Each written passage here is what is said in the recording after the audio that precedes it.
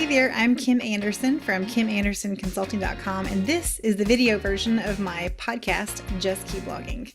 I am a full-time blogger and blog coach, and I'm here just to help encourage people to pursue their own success stories. So I want to talk about using information as a way to get rid of some of the frustration that you may feel as a content creator sometimes.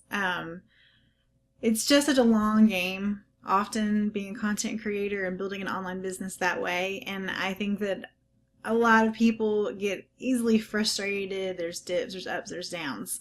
And one thing that I have found over the years that has really helped me tame those like ups and downs, emotional seasons that I go through is that I realized how important understanding information, analytics, numbers is. And I don't want you to get freaked out and be like, oh, I'm not a numbers person. I'm not either. I don't really like math. I hate math, actually. Don't tell my husband I said that. It was not my strong suit in school. It's still not like my jam, even as an online content creator. I like to create. I like to make. I like to put things out there.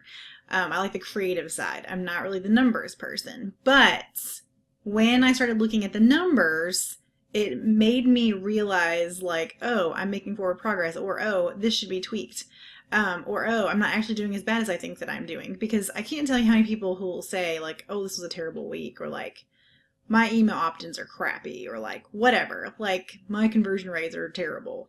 But there's a lot of things that I find as I dig a little bit deeper with people on these things. And so I thought it would make a really great episode of Just Keep Blogging, because I think that a lot of people are doing the same things unintentionally just because they don't know or don't realize or are not informed. So I really, bottom line, think that much of our frustration comes from lack of information. And I'm not doing that because it rhymes, just as convenient.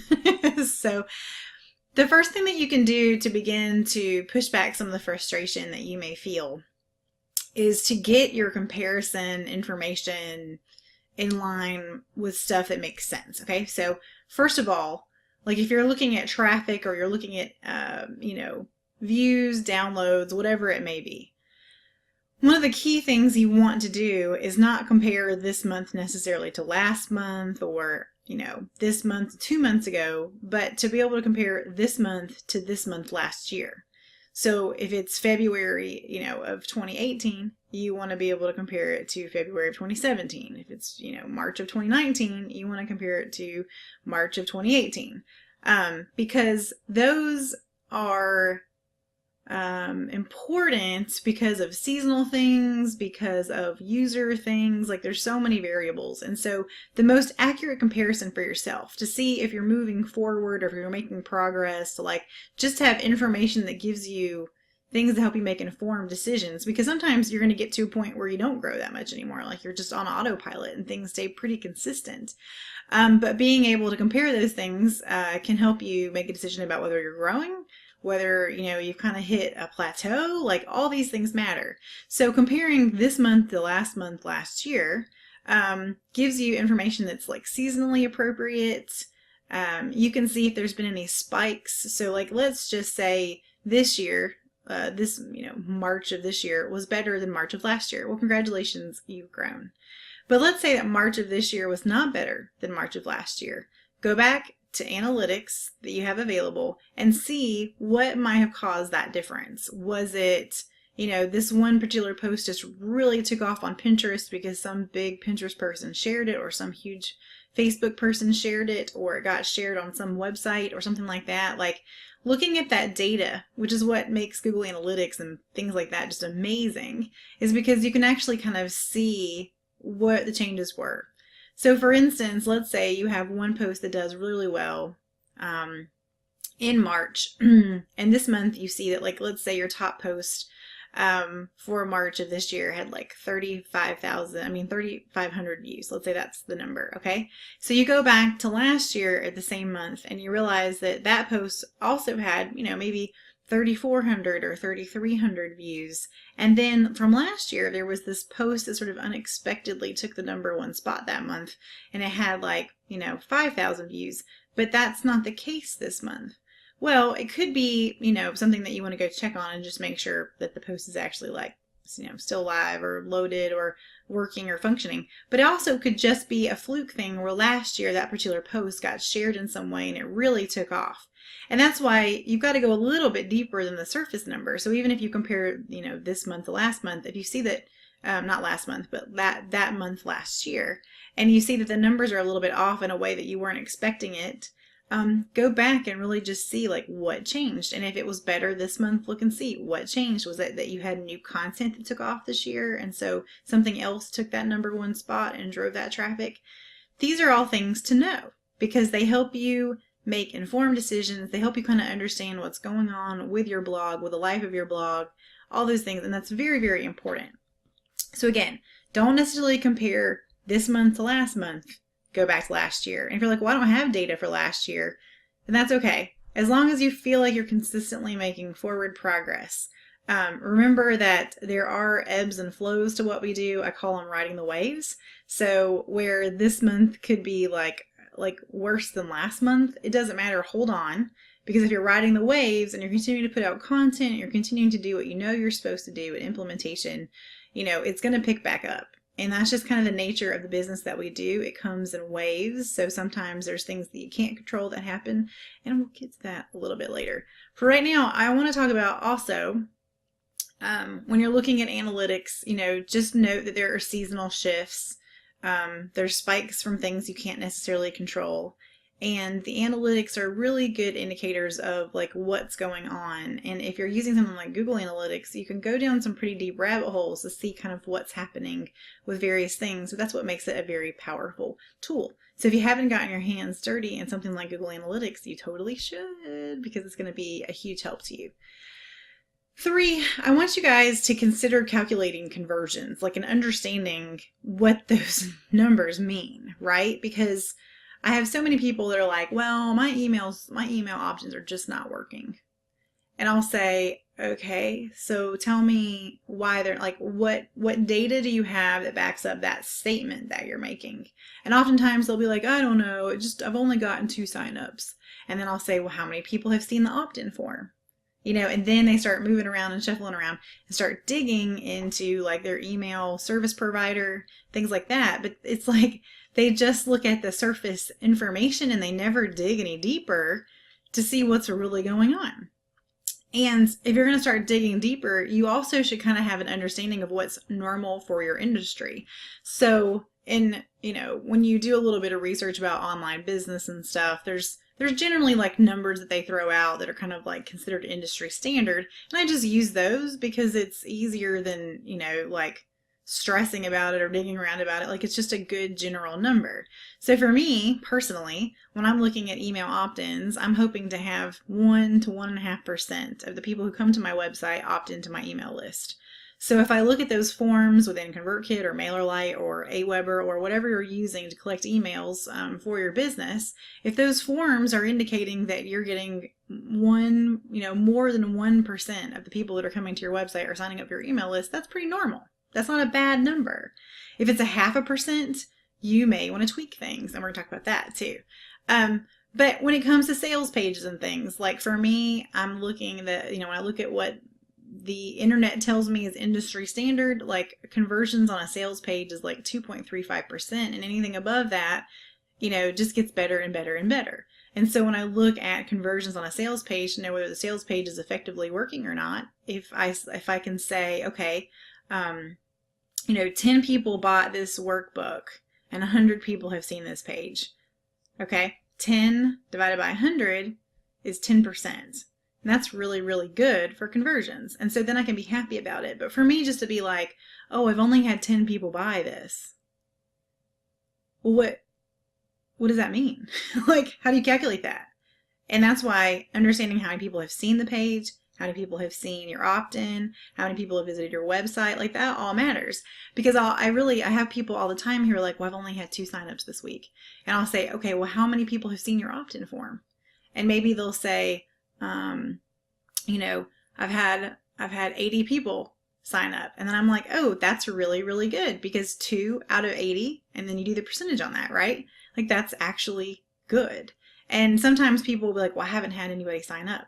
And then I'll say, have you had 100 people see your your opt-in yet? And if they say no, then I'm like, well, you don't have enough traffic to really get any data from that. Like you really, once you get to 100 people and you've had no signups, then yeah, you definitely need to refigure something, because we're looking for 1 to 1.5%. And just being able to do those numbers based on like number of signups versus the number of people that have seen it, and that has been really life changing for me in my approach to my business, because now I don't get stressed about stuff like I used to. I don't worry about these things when I understand the numbers and what they mean. And so I would encourage you guys, like, as you are evaluating how something's doing, understanding what's expected, what's normal when it comes to conversions, and calculating those things can really take huge weights off your shoulders and make you realize, hey, I'm actually doing better than I think that I am. And so I want to encourage you guys to really understand that aspect of your business and be willing to do just a little bit of math, just number of purchases, number of signups, number of whatever action you want people to take, divided by the total number of people that have seen that. And it can be potentially frustration, like, and kill the frustration in your life if you're willing to just do those small things to see how things are really going. And for the most part, if you're using something like ConvertKit or one of those, they're actually calculating the conversions. If you're using lead pages, like, there's a place that shows you usually your conversion rate percentage, and so you can actually do it at a glance without even doing the math. Like, they're doing the math for you. But those are all things to check. And I really encourage people to focus on numbers that matter. Sometimes there's vanity metrics out there. There are things that don't actually like really move the ball forward. I know one vanity metric we often talk about is Pinterest pin views. So it doesn't really matter how many people see your pin. The number that really matters is the number of people that are clicking through to your website. Because with Pinterest, I'm more interested in the traffic that's generated from putting my content out there. And that's why you won't see me do a lot of infographics on Pinterest or things that don't cause people to click through, because for me, I'm not really worried necessarily about brand awareness. I mean, I am, but ultimately my goal is to get those people from Pinterest to my website and hopefully on my email list. So it really just depends on what your goals are and what you're pursuing, but I think it's important to focus on the numbers that matter the most and, ignore the vanity metrics, things like that. Just go after the numbers. And I also think that oftentimes people feel like they have to have these humongous platforms to be successful. And if we're learning anything from, marketing people that are in the industry now that are leading, thought leaders and stuff, really small engaged audiences are amazing and can be profitable and can create full-time incomes for you and your business. It doesn't mean that you have to have millions of people to be able to make a full-time income online or to make the income that you want to make for yourself. It really is just about finding your lane, finding your niche, and finding the right group of people who self-identify with what you have going on, and that there's a profit motive. Like, there's something that you can do to make money, whether it be ebooks or like whatever solutions you're providing for that audience. So focus on those numbers that matter. Like, are people engaging? Is it crickets? Because if you have 1 million likes but nobody ever comments on your page, what value is that? So just really give yourself a lot of encouragement that it's not always the biggest numbers that matter at all. It's the engagement, it's the people clicking, it's the people taking the actions that really matter at the end of the day, the actions that you need or want them to take. I want to encourage you to control variables that you can control. I think a lot of us lose sleep over stuff that we cannot control in what we do. You can't control whether somebody shares your content on Facebook. All you can control is making sure that it's easy to share your content on Facebook, that you're sharing your own content on Facebook, that your website has buttons that allow people to share to Facebook if they want to. Those are the things you can control, but you can't control who shares what. You can't, force Pinterest people to share your stuff or put it on their, group board or whatever it may be. Focus on the things that you can do. Make it easy to pin it. Make it easy to share it. Make it easy to show it. Just make things easier, and you'll see a much better return when you work on putting your energy into the things that you can control. and the things that you can help move the ball forward. If your traffic is your focus, you have more control over SEO than you do over social shares. So you being able to work on SEO and put a focus on SEO, you pinning consistently, things like that, creating keyword rich descriptions for pins. Those are things you can control that help get your stuff in front of other people, to get stuff in front of people's eyeballs. But it's those actions that you take that give you control over the situation versus how the outcome comes from doing those things. Like, you can't control how many people are going to share it or anything like that. So give yourself some grace in that area and sort of try to let go of that. So like, if you're feeling stressed out about something, look at that situation and say, can I control this? And if you can't, then you can't worry about it. You just have to take the steps that you can take to solve the problem or make it easier for people. 7, I want you to consider tracking the changes that you make for yourself. So when we talked about earlier calculating conversions or whatever, if you begin to make tweaks or changes to the content that you're creating or the website that you're creating, make sure that you start like a spreadsheet, for example, and you just say, like, here's today's date and this is what I did. I went through these 5 posts and made them, I went through these 5 posts and kind of edited them, or I added an image, or added 2 more pins to this. Like, whatever you do that you made changes, make notes about those changes that you made so that you can see if something else changes. So like, let's say you're working on SEO and you do 5 or 6 things that you hope will improve your SEO. And then, you are using something like SEMrush or Ahrefs or KW Finder, and you go in and you know what your domain authority is, and then like maybe 3 or 4 weeks later, you see your domain authority improve, or you begin to see improved traffic. Then you can go back and see the things that you changed. This is also important, like, as you're tweaking and testing. And that is a point that I want to make today, is that you should be confident and be assertive about tweaking and testing things. So if you find that your opt-in is not converting at an industry standard and you want to improve that, then put in your spreadsheet, today I changed the copy on the opt-in form. And then you test it and you let it run for like a week and you see if anything changes. If you start to get more email subscribers, then hey, that tweak worked. Yay. And you can make notes about that. But it at least kind of helps you track things like that. And in conjunction with this idea of, tracking what you're doing, tweaking, testing, I think that you should also consider changing only 1, maybe 2 variables at a time. So if something isn't working for you and you want to see a change, like blowing it all away and starting completely over may not need to be what happens. Maybe you just need to change the sentence to make it more compelling. That, like maybe it's an opt-in and maybe the sentence that you've said is like, subscribe to my free weekly newsletter, right? And you're not getting any signups, but then you change it to, hey, subscribe and get this free, awesome, printable planner for cleaning up after your kids. I mean, it shouldn't be that long, but just an example. You get more specific with the copy, or you get more compelling with the copy, and then suddenly you start to see more people signing up for that. Then you know that that tweak worked, and you didn't have to change 47 things or start completely over. You just changed 1 thing, and that 1 thing made all the difference. So, I just want to encourage you guys, like, when you decide to change things, it doesn't necessarily mean that you have to start from scratch, start over, blow it away, annihilate it. It may just be small tweaks that you that you change, and then you test, and then you wait on to see if anything happens. So in this particular episode, I just want to recap, because I've talked about a lot. I want to encourage you guys to use information to stop frustration, because I believe frustration usually comes from a lack of information, a lack of understanding, a lack of analytics. Remember to compare this month to last year this time. So last year, March, to this year, March.